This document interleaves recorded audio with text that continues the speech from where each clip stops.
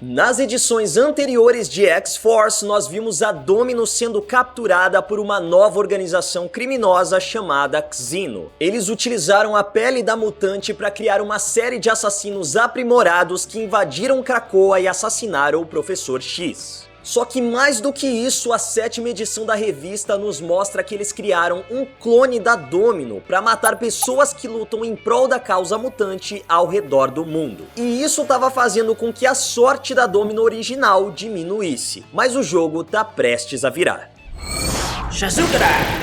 A 8ª edição de X-Force começa com a Domino Reversa se preparando para matar um ministro que apoia os mutantes. Ela só não contava com a presença da verdadeira Domino, que confronta sua cópia dizendo que ela roubou algo que não lhe pertence. E por mais que tivesse a impostora na mira, a Domino erra o tiro e é atingida por um abajur na cabeça, o que a deixa atordoada. Com isso, a falsa Domino tá com o caminho livre para concluir a sua missão. Era o que ela pensava, mas Nina Turman recobra sua consciência, se livra da sua cópia de uma vez por todas e ainda manda um "olha só, nós combinamos". Já que é claro, além da aparência dela ser basicamente a mesma, a Domino ainda acerta a impostora no mesmo olho em que ela também foi ferida. De volta a Krakoa, vemos Cecilia Reyes analisando a anatomia do clone, enquanto Sábia e Domino concluem que devem existir mais cópias da mutante espalhadas por aí, já que eles não iriam apostar todas as suas fichas em um único número.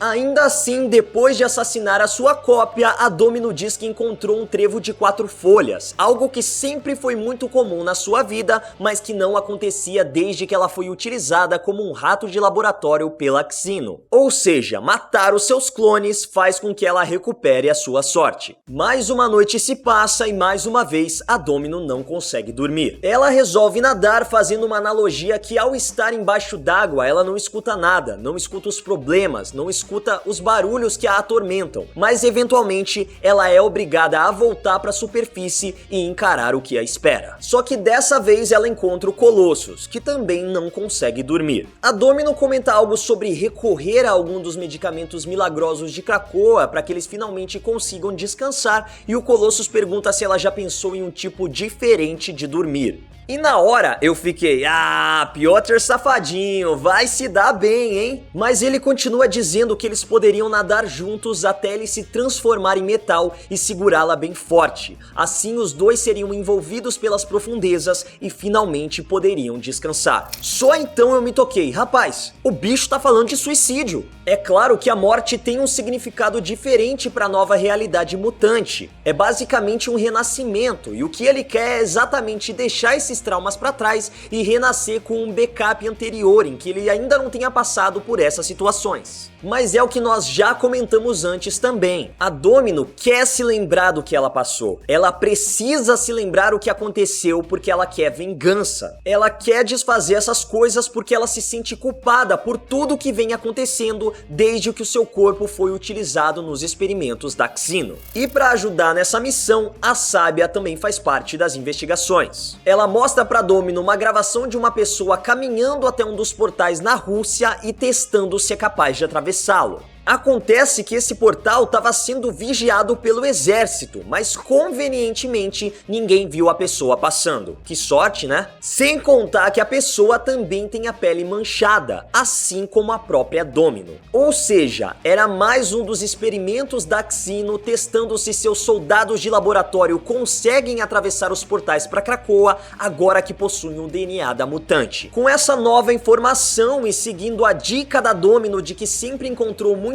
trevos de 4 folhas ao longo da sua vida, a Sábia reprograma os satélites mutantes para rastrear o crescimento das plantas ao redor do mundo e percebe uma proliferação anormal de trevos de 4 folhas em uma determinada região da Rússia. Mas é como se as plantas estivessem crescendo acompanhando um movimento, o que leva as mutantes a concluir que o laboratório da Xeno está localizado em um dos trens que percorrem a ferrovia Transiberiana. Assim, Colossus Colossus e Domino vão pôr um fim nessa história e depois de um mergulho em um tanque de plasma e uma visita a um laboratório bizarro, são confrontados por dezenas de experimentos baseados na mutante. E a própria Nina faz uma comparação muito boa ao dizer que quando você vê uma série de dominós em sequência, é impossível resistir a dar um empurrãozinho e ver todos eles desabar. O que o Colossus faz, destruindo o laboratório, acabando com todos os clones e, consequentemente, tirando a vida da Domino. Mas antes de partir, ela pede que ele prometa que vai lembrá-la de tudo o que aconteceu, porque ela quer sentir tudo isso, ela quer sentir toda essa dor. E só depois que o Piotr promete, ela morre nos seus braços. Mas é claro que a Xeno não ficou nada feliz com isso. Durante uma reunião da organização, o líder é confrontado por uma figura misteriosa nas sombras, que diz que já doou milhões para a organização e até agora só perdeu. E ele não gosta nada de perder. O homem com a tatuagem de pavão ordena que seu capanga coloque o homem no lugar, mas o maluco se livra do seu oponente sem fazer o mínimo esforço e diz que já tá na hora da Xeno mudar os seus planos e declarar guerra a Krakoa. Eita, mas vamos deixar pra comentar tudo isso no final do vídeo, porque agora nós vamos direto pra 9ª edição de X-Force, que começa de uma maneira inusitada, com a família Wolverine em uma espécie de roleta russa. E eu digo família Wolverine porque, pra quem não tá ligado, aquele mutante tatuado é o Daken, filho do Logan. E a garota que tá organizando o jogo é a Gabi, clone da X-23. Nós vemos o Daken perdendo o jogo, o que o obriga a perfurar o seu crânio com suas próprias garras para a diversão da galera. Isso faz com que a Jean tenha uma conversa telepática com o Wolverine, perguntando por que ele não faz alguma coisa legal com as crianças em vez disso. Mas o Wolverine responde que isso é diversão, é isso que cria laços entre eles. Para decepção da Jean, que sente que a X-Force está abalando a bússola moral dela. Ela não sabe mais distinguir o que é certo do que é errado. Mas será que é isso que afeta só os membros da X-Force ou Krakoa como um todo tá sofrendo desse mesmo mal? Bom, a gente ainda tem um painel muito legal da Lagoa Verde, que é basicamente um onde está o Wally dos X-Men, onde nós podemos ver vários mutantes bem conhecidos e outros bem underground. A história continua com uma conversa entre a Sábia e a Domino, que foi trazida de volta à vida e não se lembra de nada que aconteceu anteriormente, o que deixa a Sábia desconfiada, porque ela sabia que a Nina queria se lembrar. Mas a Domino corta o papo dizendo que Krakoa dá a todos os mutantes a chance de serem suas melhores versões, e ela se sente muito melhor sem todo aquele veneno dentro dela. A própria Sábia também é obrigada a deixar essa discussão para depois, já que Black Tom Cassidy, depois de um surto por estar sobrecarregado com as informações de Krakoa, tropeça no Gladstone Glutão e acaba iniciando uma briga. Pra quem não conhece, Gladstone Glutão era membro de um grupo chamado Maus Elementos, basicamente a guarda pessoal do Senhor Sinistro, depois que os Marauders originais, que no Brasil ficaram conhecidos como Carrascos, foram derrotados. O corpo dele é feito de piche e com isso ele consegue alterar sua forma física e até mesmo se transformar em líquidos. Vira uma pancadaria generalizada quando a família Wolverine resolve interferir no assunto, seguindo a premissa de que família que desce a porrada unida permanece unida. Mas o Fera interrompe a diversão do Logan, dizendo que precisam da violência dele em outro lugar. É então que as consequências daquela missão da equipe à Terra Verde começam a se revelar. Se você não se lembra, na 6ª edição de X-Force, a nação de Terra Verde firmou laços com Krakoa, mas ainda existia uma certa resistência de parte da população a esse acordo. Isso porque Terra Verde prosperava devido à sua tecnologia híbrida com as plantas, mas com o surgimento de Krakoa, a economia do local perdeu força, o que praticamente obrigou Terra Verde a se aliar aos mutantes para não quebrar. Com isso, a população passou a usar os artefatos tecnoflorônicos como armas, e o próprio filho do presidente era membro da resistência. A X-Force interveio de uma maneira bem sombria e tudo parecia resolvido, mas agora a Terra Verde parece ter sofrido um verdadeiro apagão. Não existem notícias sobre o que está acontecendo no local, ninguém responde a um telefonema ou um e-mail, não existem ondas de rádio ou de televisão sendo transmitidas e Krakoa, como uma nação aliada, resolve enviar ajuda. Só que misteriosamente os mutantes não conseguem atravessar o portal. Ué, aconteceu alguma coisa e aquele portal foi inativado? Não, o Wolverine percebe que tem algo bloqueando a saída. E aí o Kid Ômega aproveita para descontar a pancada que levou no nariz, destruindo tudo do outro lado com uma bazuca psiônica. Mas lá, meus amigos, eles encontram um verdadeiro cenário de filme de terror, com corpos entremeados com flores e troncos, inclusive o presidente transformado em um lustre botânico, como a própria Domino diz. O Quentin envia a amostra de uma raiz pro Fera, já que um padrão de escrita maia chamou a sua atenção em meio às plantas. Algo que é reforçado pelo Wolverine, que avista um templo em meio à floresta, e a impressão que a gente tem é de que as raízes estão saindo de lá. Mais documentos no meio da revista mostram como a nação de Terra Verde sempre teve uma ligação muito forte com a natureza. O próprio nome do país é um exemplo disso. Desde épocas ancestrais, os deuses cultuados eram divindades associadas ao verde, e os rituais de adoração incluíam sacrifícios humanos e animais, além de regar as plantações com sangue para garantir uma boa colheita. Ou seja, tava tudo errado há muito tempo. A equipe prossegue em meio à mata em direção ao templo, enquanto o Kid Ômega não para de reclamar do calor, o que faz o Wolverine perder a paciência e desenvolver um novo modelito pro rapaz. O que eles não perceberam é que estavam sendo vigiados pelo que parecia ser uma pantera comum, mas revela ser mais uma criatura planta bizarra que observa os visitantes e entra calmamente no templo, basicamente como se estivesse convidando os mutantes para entrar. A comunicação da X-Force com o Fera começa a falhar e o Hank corre para pedir ajuda pro Blackton Cassidy. Mas pode ser que a ajuda chegue tarde demais, já que, como o próprio Kid Ômega diz,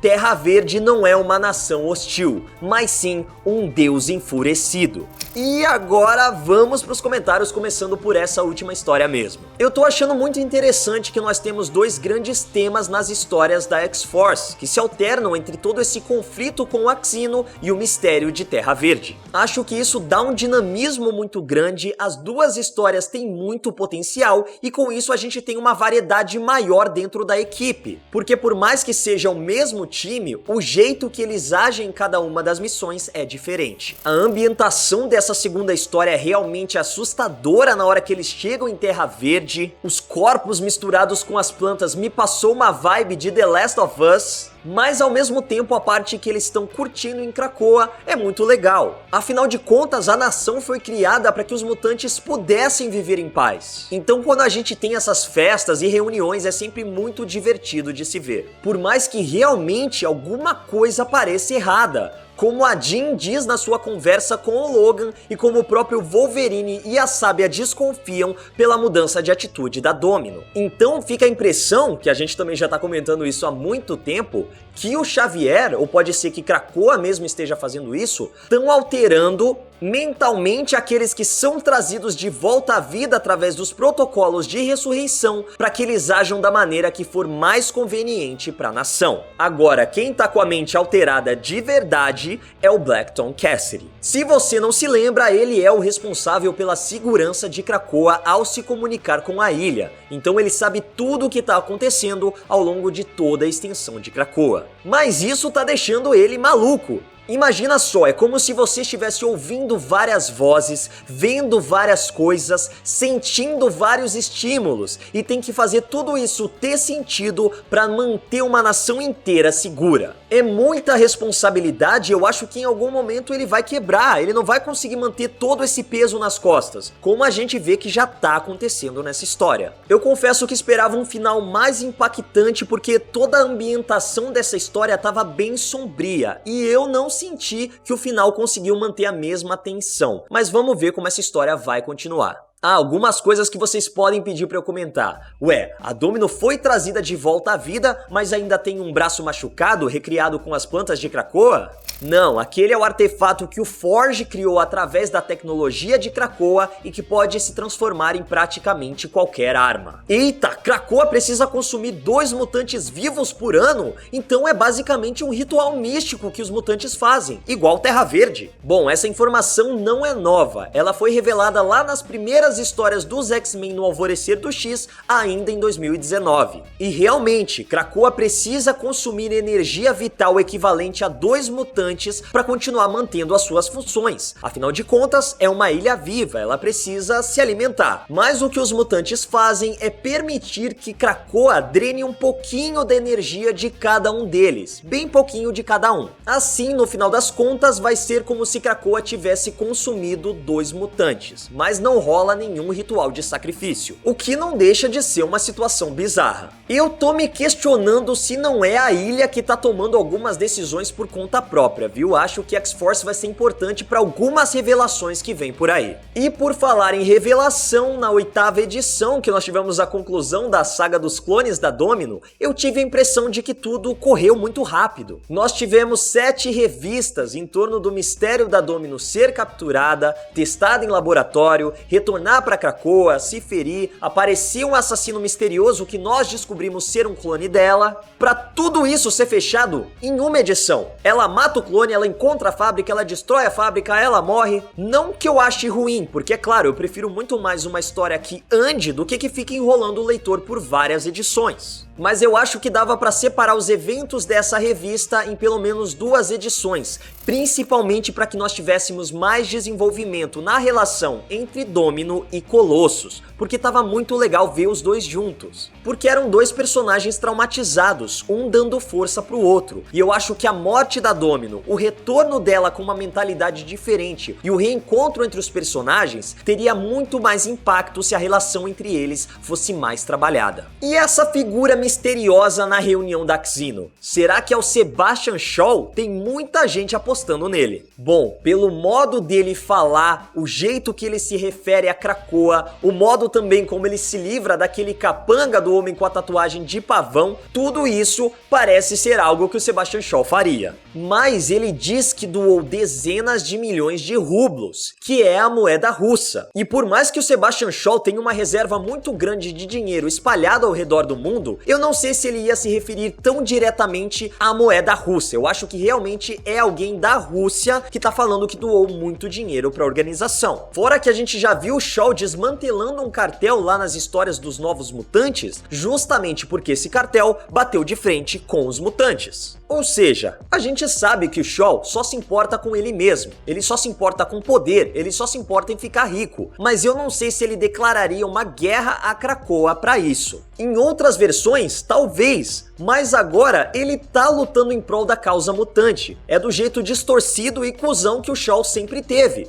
mas ele realmente acredita nos ideais de Krakoa. Agora vamos ter que esperar para ver qual vai ser o próximo movimento da Xeno, como vai ser o reencontro entre Colossus e Domino, e se esse reencontro vai acontecer, porque a galera lá em Terra Verde tá meio... não tá legal não. Mas e aí, você tá gostando de X-Force? Comenta aí embaixo e aproveita para seguir a Legião dos Heróis nas nossas redes sociais e me segue lá no Instagram também, @MaidannaLH. É isso, Legionários, e que a força esteja com vocês. A 8ª edição de Ministro começa mostrando a Colossus reversa de X-Force se preparando para pôr um fim a essa história, e o Ministro pergunta se elas já pensou... E depois de um mergulho em um Ministro, Colossus e Dominus e Ministro vão...